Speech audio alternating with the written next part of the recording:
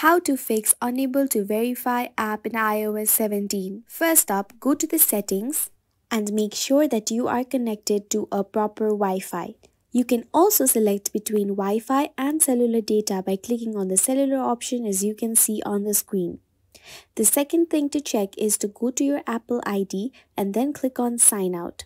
Then enter your password in the given area, then click on Turn Off on the top right option and then sign in back again. Then go back to the settings page, click on Screen Time and then scroll down and click on Content and Privacy Restrictions. Under this, click on iTunes and App Store Purchases and make sure that the option of installing apps is set to Allowed. Also make sure that the option of required password is always set to Don't Require.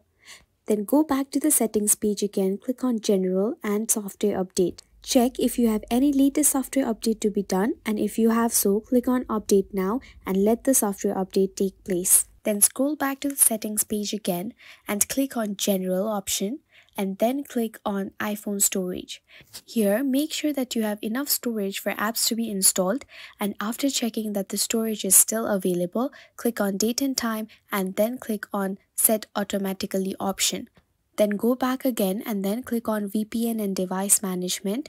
Click on VPN and check if you have any VPN status connected. If you have any, disconnected, and this is how you can easily fix unable to verify app in iOS 17. We hope this tutorial helped you. Thank you for watching and subscribe to our channel for more such videos.